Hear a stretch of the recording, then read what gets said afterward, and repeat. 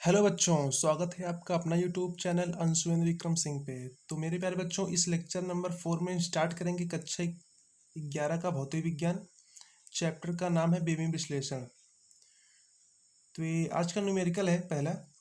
जल का पृष्ठ तनाव 72 डाइन प्रति सेंटीमीटर है।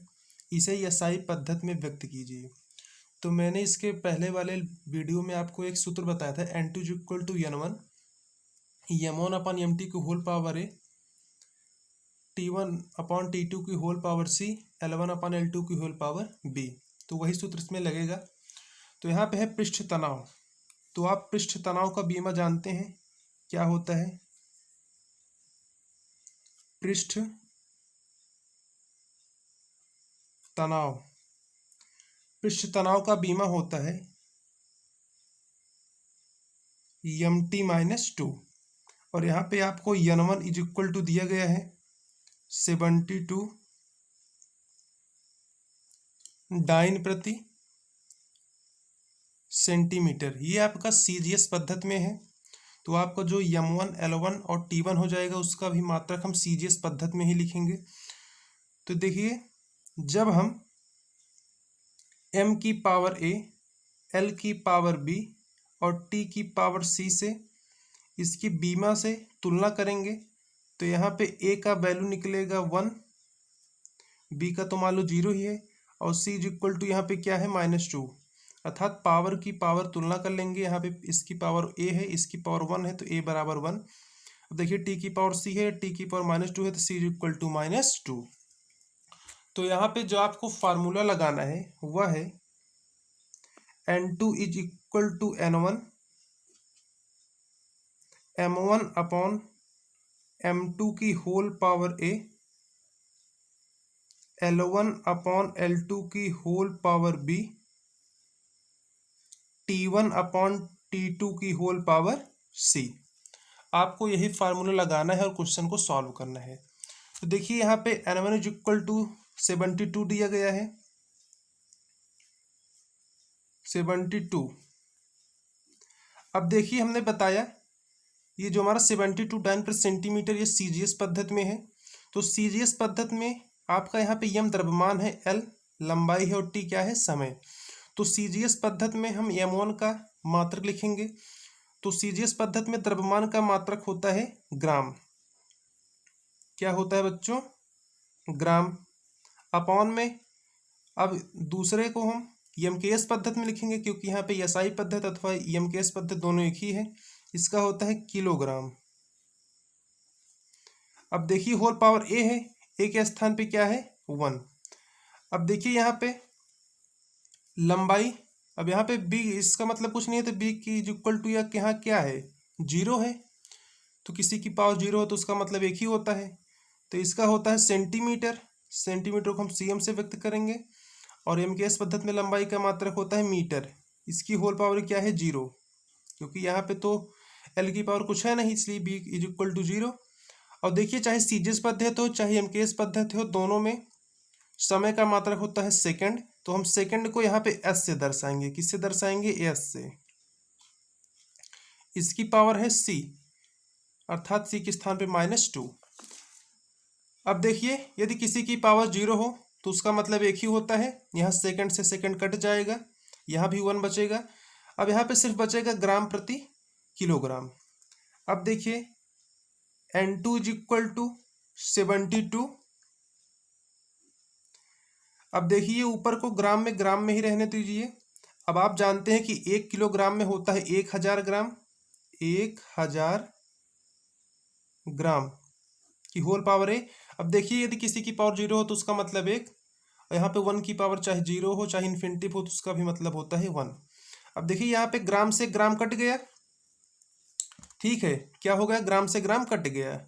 यहाँ पे बचा 72/1000।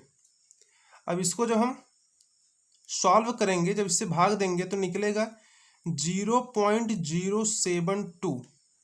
क्या निकलेगा बच्चों, 0.072। और इसका मात्रक क्या हो जाएगा, न्यूटन प्रति मीटर। न्यूटन प्रति मीटर को हम स्मॉल m से व्यक्त करेंगे।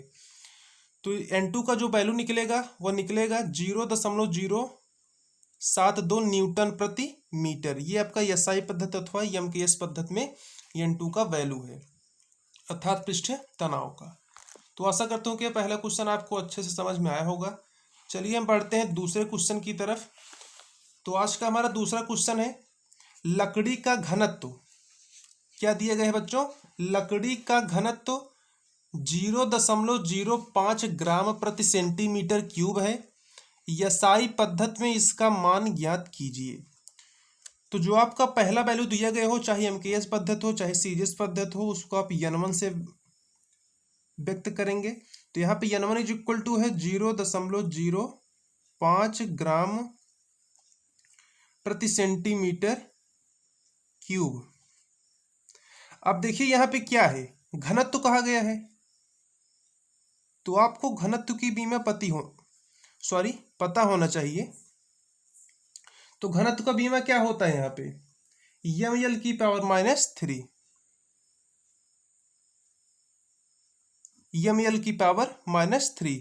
द्रव्यमान इज इक्वल टू होता है घनत्व गुणे आयतन। तो घनत्व बराबर द्रव्यमान बटे आयतन। तो m/l की पावर 3 करेंगे तो ml की पावर -3 इसका बीमा निकल जाएगा। अब चलिए फार्मूला अप्लाई करते हैं। तो फार्मूला क्या हो जाएगा, N2 is equal to N1 m1 upon m2 की whole power a, L1 upon L2 की whole power b, T1 upon T2 की होल पावर c। अब देखिए यहाँ पे m की पावर क्या है, 1 है, तो a बराबर 1 हो जाएगा। अब l की पावर -3 है, यहाँ l की पावर b है, तो b इज इक्वल टू -3। अब c इज इक्वल टू कुछ भी नहीं, तो इसका मतलब c इज इक्वल टू यहाँ पे क्या है, 0। तो आइए हम यहाँ इसकी वैल्यू रखते हैं। N2 is equal to N1 का वैल्यू क्या हो जाएगा, 0.5। अब देखिए जो हमारा ग्राम प्रति सेंटीमीटर क्यूब है यह सीजीएस पद्धति में है। तो सीजीएस पद्धति में द्रव्यमान का मात्रक होता है क्या, ग्राम होता है, और MKS पद्धति में क्या होता है, किलोग्राम। इसकी होल पावर a के स्थान पे क्या लिखेंगे, 1। अब देखिए लंबाई का मात्रक सीजीएस पद्धति में सेंटीमीटर और MKS पद्धति में मीटर, और b इज इक्वल टू क्या है, l की पावर -3। तो b इज इक्वल टू -3। और यहाँ पे देखिए चाहे सीजीएस पद्धति हो चाहे MKS पद्धति हो, समय का मात्रक सेकंड ही होता है। इसकी होल पावर क्या है, 0, अर्थात c के स्थान पे जब कुछ नहीं है तो c इज इक्वल टू हम 0 मानेंगे। अब देखिए यहाँ पे N2 के इज इक्वल टू क्या है, N2 इज इक्वल टू 0.5, ग्राम को आप ग्राम में ही रहने दीजिए, अपॉन में किलोग्राम है, 1 किलोग्राम में 1000 ग्राम।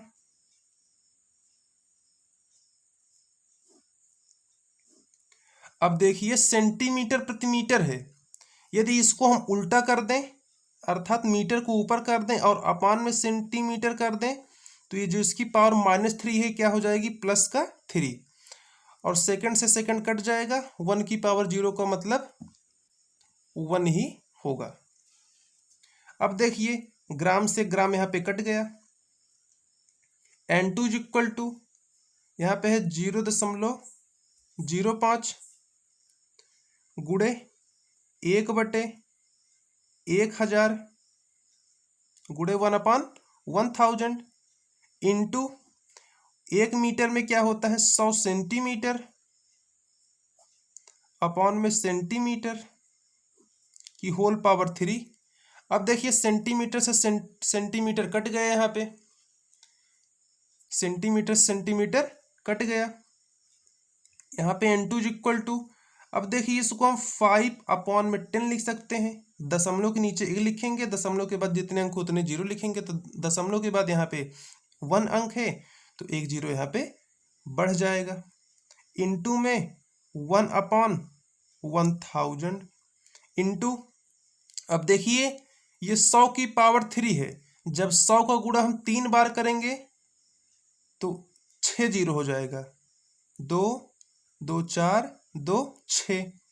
अब देखिए 1 zero 2 zero 3 zero 4 zero, 1 2 3 4 zero से कट गया।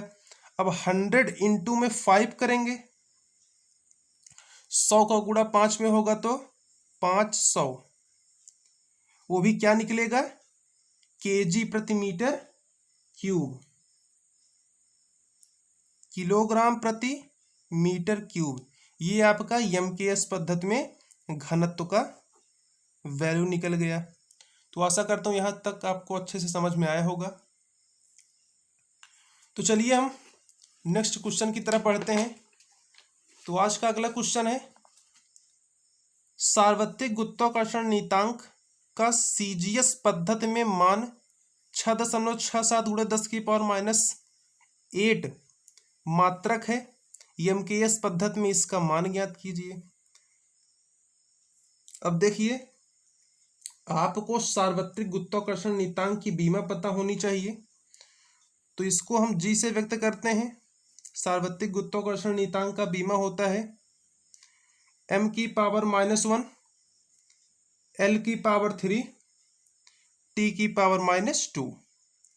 और इसका वैल्यू अर्थात n1 का वैल्यू दिया गया है 6.67 गुणे 10 की पावर -8 मात्रक। ये आपका सीजीएस पद्धति में है। तो चलिए हम एमकेएस पद्धति में इसका वैल्यू निकालते हैं। तो यहाँ पे सूत्र लगेगा n2 = n1, m1 upon m2 की whole power a, l1 upon l2 की whole power b, t1 upon t2 की होल पावर c। अब देखिए यहाँ पे यदि a b c का वैल्यू निकालें तो a = यहाँ पे क्या है -1, b = यहाँ पे 3 है और c = यहाँ पे क्या है -2। अर्थात इसकी पावर से तुलना कर लेंगे तो a = इसकी पावर -1 है तो a = 1, इसकी पावर 3 तो b = 3, इसकी t की पावर -2 है तो c = -2। यहाँ पे वैल्यू निकल गया। तो अब चलिए इसको हम आगे सॉल्व करते हैं। यहाँ पे हो जाएगा n2 = n1 के स्थान पर रखेंगे 6.67 इंटू 10 की पावर -8। अब देखिए m1 l1 t1 सीजीएस पद्धति में है तो सीजीएस पद्धति में इसका मात्रक होता है द्रव्यमान का ग्राम में और इसका होता है किलोग्राम। अब ए के स्थान पे क्या है, पावर -1। अब यहाँ पे लंबाई का सीजीएस पद्धति में मात्रक सेंटीमीटर और एमकेएस में मीटर, बी की पावर क्या है 3। और चाहे सीजीएस पद्धति हो चाहे एमकेएस पद्धति हो, दोनों में समय का मात्रक सेकंड होता है। सेकंड को हम एस से यहाँ पे डिनोट करेंगे। अब सी की पावर अर्थात सी की पावर नहीं, सी = यहाँ पे -2 है तो इसकी घात के स्थान पे हम लिखेंगे -2। सेकंड से सेकंड कैंसिल हो जाएगा। अब यहाँ पे लिखेंगे n2 = 6.67 इंटू 10 की पावर -8। देखिए इसकी पावर -1 है, इसको यदि हम विपरीत कर दें अर्थात केजी को ऊपर कर दें और जी को नीचे, किलोग्राम को ऊपर कर दें और ग्राम को नीचे, तो इसकी पावर प्लस का 1 बदल जाएगा। अब देखिए सेंटीमीटर को सेम रहने दीजिए और मीटर को सेंटीमीटर में बदलेंगे तो 1 मीटर में 100 सेंटीमीटर, इसकी होल पावर क्या है 3। अब यहाँ पे कट के 1 बचा, 1 की पावर चाहे जो हो उसका वैल्यू एक ही आता है तो उसके स्थान पे कुछ नहीं लिखा जाएगा। n2 = 6.67 इंटू 10 की पावर -8, 1 किलोग्राम में होता है 1000 ग्राम अपॉन में ग्राम की होल पावर 1।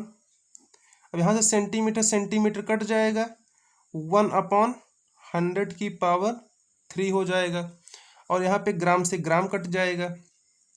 अब देखिए इसको हम सॉल्व करते हैं तो हमारा वैल्यू क्या निकल के आता है, n2 = 6.67 इंटू 10 की पावर -8। यहाँ पे क्या है 1000 इंटू में 100 की पावर 3 होगी तो 100 इंटू 100 इंटू 100, तो 1 के बाद 6 जीरो, 1 2 3 4 5 6। अब देखिए 1 2 3 1 2 3 कैंसिल हो गया। ओके, अब यहाँ पे n2 इज इक्वल टू बच्चों क्या हो जाएगा, 6.67 इंटू 10 की पावर -8 इंटू ये 1/100 है, अर्थात 10 की पावर 3, जितने जीरो हो 10 की उतनी घात होती है, तो यहाँ पे 10 की पावर 3 है, और 10 की पावर 3 ऊपर जाएगा तो कितने बदल जाएगा, 10 की पावर -3 में। अब देखिए 10 की पावर -8 10 की पावर -3 ऐड हो जाएगा, तो n2 is equal to 6.67 into 10 की पावर -8 -3, दोनों को यहाँ पे जोड़ेंगे तो n2 is equal to 6.67 into 10 की पावर -11 मात्रक। ये आपका MKS पद्धति में n2 का वैल्यू हो जाएगा। तो बच्चों इस वीडियो को हम यहीं पे समाप्त करेंगे। Thank you for watching this video. Have a great day.